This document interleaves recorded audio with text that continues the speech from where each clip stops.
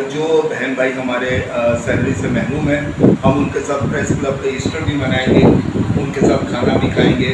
और मैं भी एहतजाज में मैं भी ईस्टर नहीं मनाऊंगा। मैं भी अपने मसीह बहन भाई के साथ प्रेस क्लब पे ही ईस्टर मनाऊंगा। वहीं दुआ करेंगे, वहीं केक काटेंगे और वहीं मैं उनके साथ बैठ के फुटबॉल पे खाना खाऊंगा।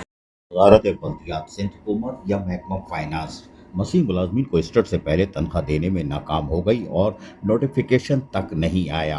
हैरान कुन बात है, लेकिन ये पहली दफ़ा नहीं हुआ है। आज से 8-10 साल पहले भी मसीह मुलाजमीन को ईस्टर से पहले तनख्वाह नहीं दी गई थी तो उन्होंने प्रेस क्लब पर ही एहतजाज किया था। पादरी ने वही केक काटा था, दुआया तकरीब हुई थी, एहतजाज हुआ था। अब एक दफ़ा फिर यही सिलसिला शुरू हो रहा है और यकीनी तौर पर जो महकमा सैनिटेशन से और दीगर मसीह मुलाजमीन जिन इदारों में काम करते हैं वो आज परेशान हैं कि उनकी ईस्टर की तकरीबात पर भी उनको सिंध हुकूमत ने एडवांस सैलरी या पेंशन नहीं दी। कितने अफसोस की बात है। और यकीनी तौर पर अब एहतजाज होगा और प्रेस क्लब पर एहतजाज होगा और वहीं पर केक कटेगा। ये सारी बातें तय हो चुकी हैं और ये सिंध हुकूमत के लिए और गुड गवर्नेंस खसूसन वजारत बल्दियात के लिए अफसोसनाक है कि वो अपने मेहनत कशों को यानी बल्दियाती मुलाजमीन जो खसूसन मसीह मुलाजमीन है उनके जायज़ हकूक़ और मफादात का भी तहफ़्फ़ुज़ करने में नाकाम रही। और सैनिटरी वर्कर्स जो आंधी आए, तूफ़ान आए, बरसात आए, कोरोना हो, ईद उल अज़हा हो, ईद उल फ़ितर हो, रमज़ान मुबारक हो, ताक़रातें हों, ये अनथक मेहनत करते हैं। लेकिन ईस्टर के मौके पर इसको जिस तरह नज़रअंदाज किया गया है मसीह मुलाजमीन को, जो तमाम महकमा B&R में हो, MND में हो, पार्क में हो, यकीनी तौर पर हॉस्पिटल्स में हो, बल्दिया उज़्मा कराची के साथ हो, वो सब आज मजबूर हैं और अफसोस की तरफ देख रहे हैं कि सिंध हुकूमत ने उनके साथ क्या मजाक किया। खैबर पख्तूनख्वा की हुकूमत ने बाकायदा फाइनेंस डिपार्टमेंट ने इसके लिए एक नोटिफिकेशन 14 अप्रैल 2025 को निकाल दिया था और वाज़ेह तौर पर कहा था कि मसीह मुलाजमीन को ईस्टर से पहले तनख्वाहें और पेंशन अदा की जाएंगी।